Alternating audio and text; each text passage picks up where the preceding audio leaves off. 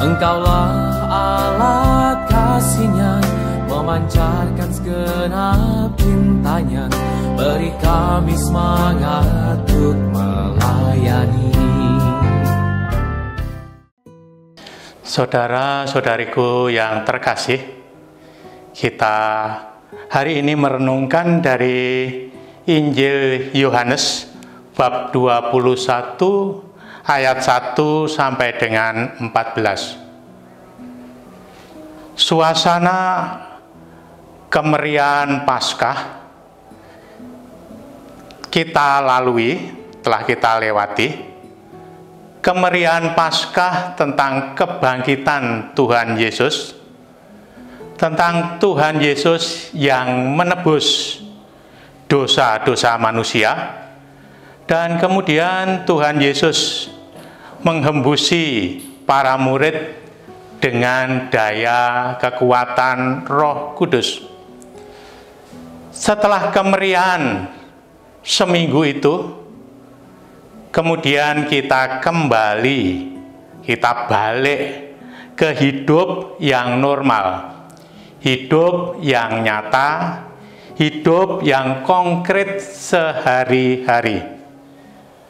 Setelah seminggu merayakan pekan suci yang begitu meriah dan indah, kemudian hari Seninnya saya didatangi oleh sepasang suami istri. Dan sepasang suami istri ini saling menceritakan hidupnya yang dialami hari-hari ini. Suami istri itu menceritakan hidupnya, bahwa sekarang dia tidak bekerja, istrinya pun juga sudah tidak bekerja lagi. Di samping karena situasi pandemi COVID, lalu juga sekarang sulit mencari pekerjaan, sehingga kehilangan pekerjaan. Telah kehilangan pekerjaan, kan makan harus jalan terus. Biaya anak-anak sekolah juga harus dicukupi. Masih ditambah lagi sewa rumah yang nunggak. Belum lagi nanti SPP-nya anaknya yang belum terbayar. Masih lagi nanti harus bayar listrik, bayar air, ojek untuk anaknya. Sehari kurang lebih 60.000. Lalu dengan demikian, apa makna dari kebangkitan itu? Apa makna dari Paskah itu? Ada begitu banyak ungkapan dan kata-kata yang begitu indah dan sangat menarik di dalam liturgi-liturgi yang begitu meriah itu. Tetapi menghadapi kenyataan hidup sehari-hari, bapak dan ibu tadi hidupnya merasa seperti dibanting. Ya, mengalami kenyataan hidup sehari-hari, hidupnya seperti dibanting, dilemparkan jatuh ke tanah, dan itu sakit. Begitulah kurang lebih yang dirasakan pasangan suami istri ini dengan kehidupan nyata yang dialami hari-hari ini. Saudara-saudari terkasih, mungkin juga bapak ibu ini bertanya, sampai kapan situasi semacam ini? Sampai kapan bisa berubah? Apakah kalau dibanting semacam itu tahan? Kalau tahan, sampai seberapa jauh ketahanannya dibanting semacam ini menghadapi kenyataan hidup sehari-hari?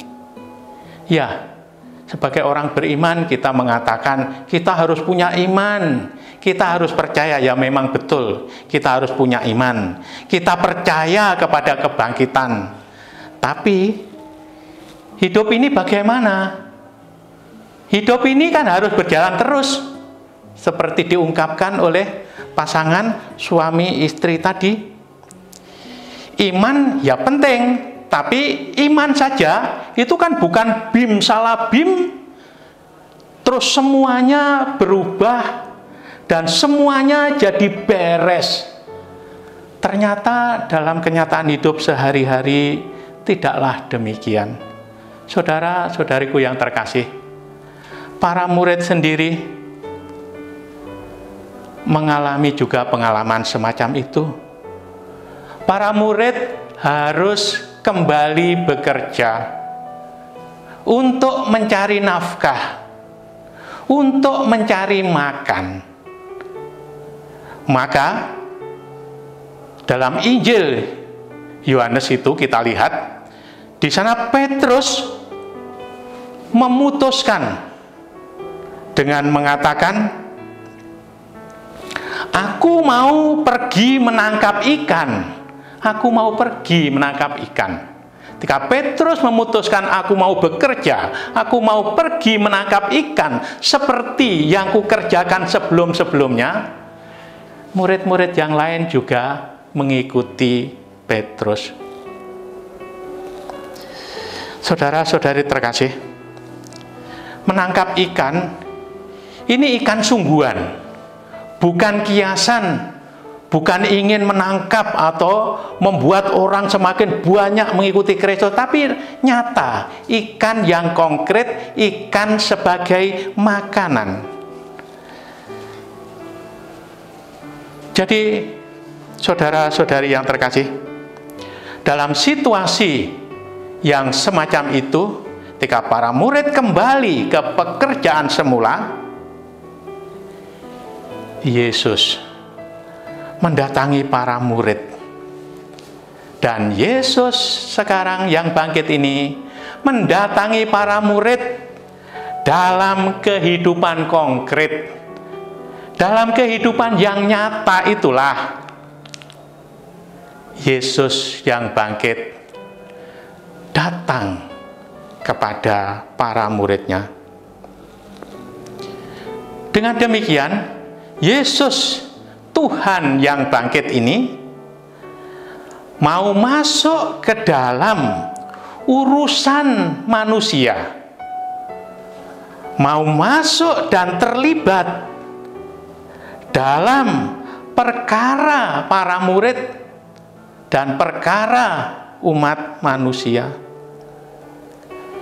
Memang di sana ada murid yang dikasihi. Mungkin murid yang dikasih ini karena punya pengalaman menengok kubur dan Tuhan tidak ada di sana, dan ini mengiang-iang terus dalam pikirannya sehingga masih memikirkan tentang kebangkitan itu. Tetapi Petrus dan yang lain-lain, pengalaman kebangkitan seolah menjadi pengalaman nostalgia, pengalaman masa lalu, maka mereka kembali ke pekerjaan semula mencari ikan. Saudara-saudariku yang terkasih, dan ternyata nanti ketika para murid nanti ditunjukkan oleh Yesus, tebarkan jalamu ke samping sana, dan akhirnya mendapat ikan yang banyak. Tapi ingat saudara-saudariku, ketika mereka mendapat ikan yang banyak, bukan semua ikan itu yang mereka makan nanti. Tetapi ternyata Yesus yang bangkit itu sudah menyediakan makanan dan roti itu, ikan dan roti. Seolah-olah ini mengingatkan waktu Yesus bersama dengan para muridnya membuat mujizat, memberi makan 5.000 orang laki-laki dengan ikan dan roti dan berkelimpahan.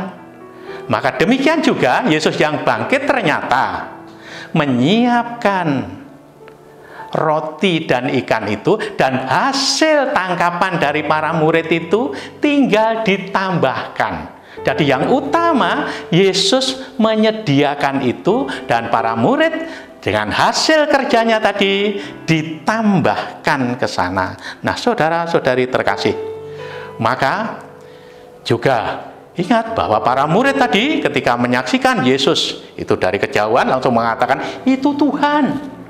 Tetapi hatinya gentar, tidak berani bertanya, tahu itu Tuhan. Dan hanya merenungkan dalam hidupnya. Dengan sikap diamnya. Memang Tuhan itu kalau dalam perjanjian lama biasanya disebut Yahweh, YHWH, Yahweh.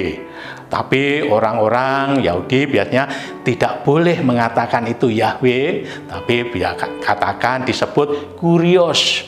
Kurios itu artinya ya Tuhan, itu ya.